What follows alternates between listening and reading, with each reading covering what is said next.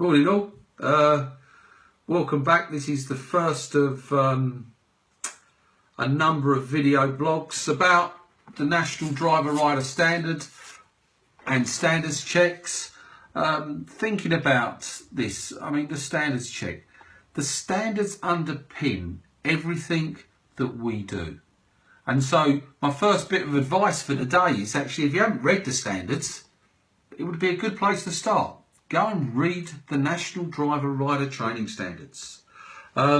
Secondly, my second advice is, once you've read them, have a look at the goals for driver education matrix as well. Now, this might all sound a little bit complicated, but the goals for the GDE matrix is actually not that difficult to understand if you just take the time to have a look at it.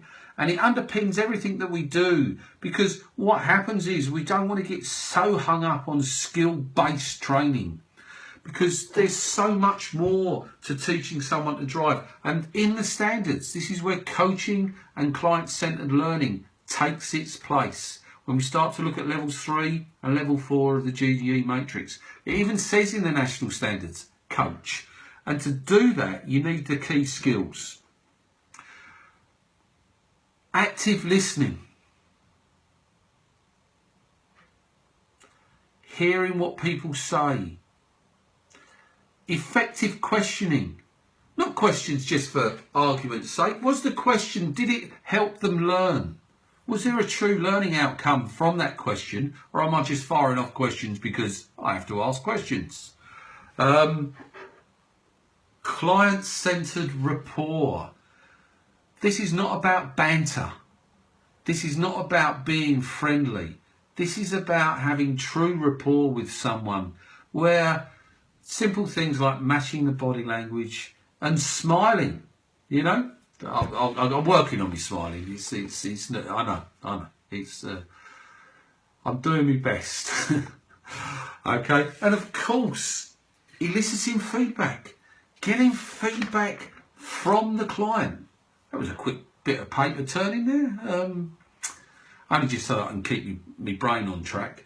And when we look at coaching, help the learner identify and overcome barriers to achievement of learning goals. What's stopping them learning? How can we unlock their potential? Turn the key, open the door. Everyone is individual and different. So that's where we get that one size fits all doesn't really work. Encourage the learner to join up their understanding of practice and theory.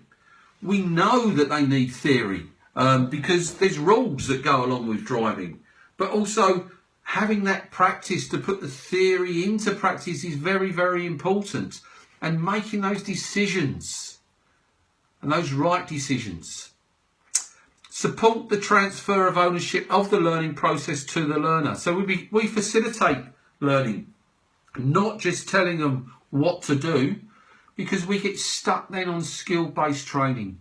So we should keep up to date with the industry, because things have changed. Update your knowledge and skills and understanding.